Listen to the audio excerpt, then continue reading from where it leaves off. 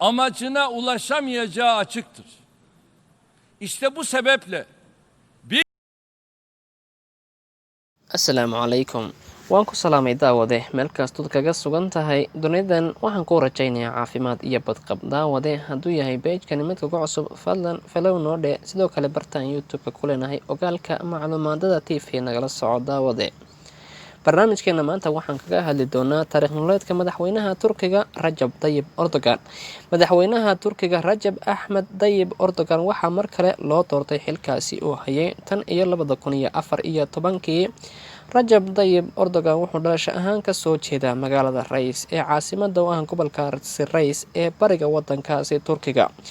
Waxa uu ku dhashay xaafadda Kasimbaas ee magaalada Istanbul 26 Febraayo taariikhdu markeed 1954. Waxa uu caruurnimadiisii ku soo qaatay magaaladaasi Reis halkaas oo deganaa qoyskiisu sidoo kalena aabihii wuxuu ka mid ahaa ciidamada ilaalada xeebta ee wadankaasi Turkiga.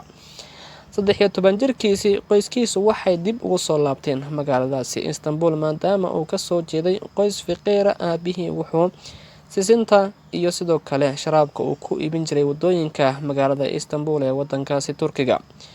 Haddaba madaxweynaha Turkiga Rajab Tayyip Erdogan wuxuu dugsigiisa hoose dhexe ku soo qaatay dugsiga loo yaqaano Kasimbaas Primary School taariikhdu markeed 1965 wuxuuna dugsigiisa sare ka qalin jebiyay dugsiga loo yaqaano Imam Hatib taariikhdu markeed 1973. haddaba madaxweynaha Turkiga Rajab Tayyip Erdogan wuxuu shahaadooyin kala duwan ka helay meelo fara badan waxaana ka mid ahaa dugsiga loo yaqaano Ayub. taariikhdu markeed 1981 ayuu ka qalin jebiyay kulliyadda dhaqaalaha iyo cilmiga horumarinta jaamacadda loo yaqaano Marmara University halkaas oo ah magaalada Istanbul. Madaxweynaha Turkiga Rajab Tayyip Erdogan wuxuu xubin ka noqday ururka ardayda Turkiga ee loo yaqaano National Turkish Students Association. Madaxweynaha Turkiga Rajab Tayyip Erdogan wuxuu ku dhex jiray siyaasadda muddo 15 sano ah. Waxa uu xilka ra'iisul wasaaraha ka soo hayay muddo u dhaxaysay markay ahayd taariikhdu 2003 ilaa 2014.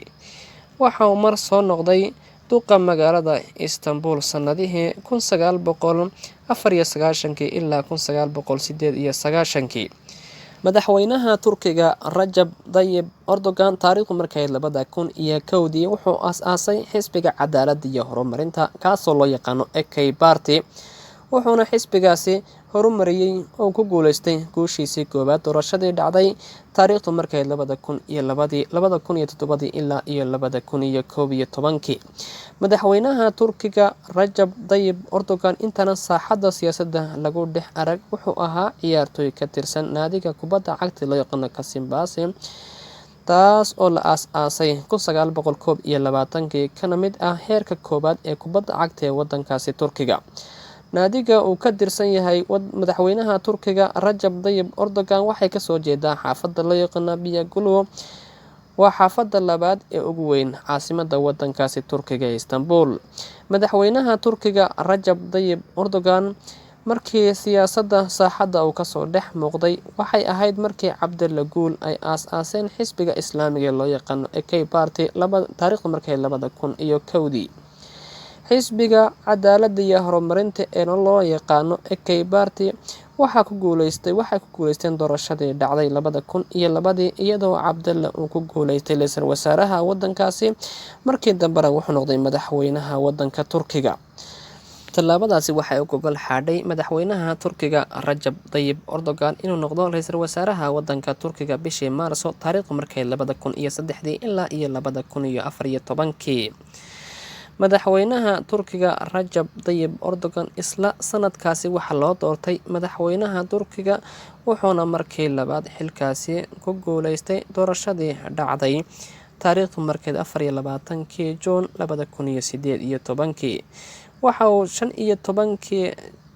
15 Julaay taariikhdu markay 2016 ka badbaaday afgembi shirqoolkaas ay wadeen militariga wadankaasi Turkiga kaasoo doonayeen inay xilka kaga turaan madaxweynaha Turkiga balse waxaa badbaadiyey shacabka wadankaasi Turkiga oo difaacay madaxweynaha Turkiga Rajab Tayyip Erdogan.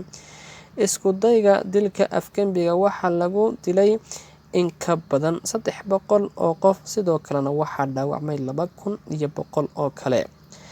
Haddaba dhismayaasha dowladda ayaa burburay sida qasriga madaxtooyada iyo sidoo kale baarlamaanka.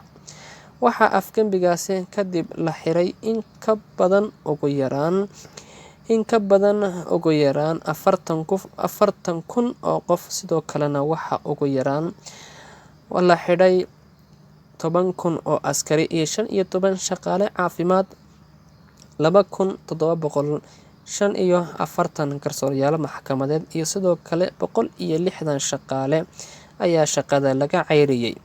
Dowladda Turkiga waxay sidoo kale shirqoolka ku eedeysay sheekha loo yaqaano Fethullah Gulen ee fadhigiisu yahay wadankaasi Mareykanka. Gulen laakiin uu iska beeniyay inuu lug ku lahaa Afgembiga ka dhacay wadankaasi Turkiga.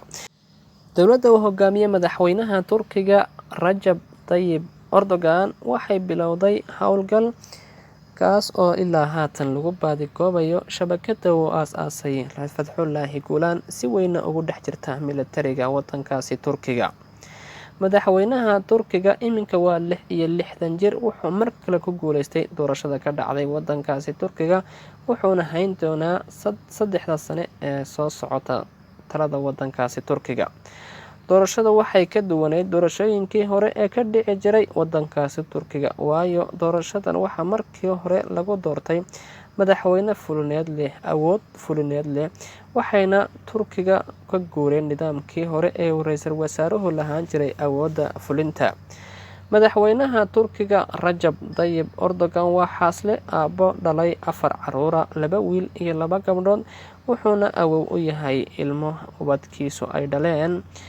Madaxweynaha Turkiga Rajab Tayyip Erdogan Ahmed Erdogan wuxuu geeriyooday taariikhda markeed 1988 halka ay hooyadii Tansila Erdogan ku geeriyootay da'da 88 taariikhda markeed 2011.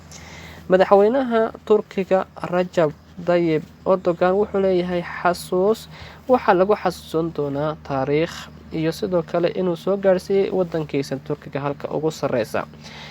Daawadayaal, barnaamijkan idinka haynay taariikh nololeedka madaxweynaha Turkiga waa naga inta ku gudbin doona mid kale waxaa idinkaga tagay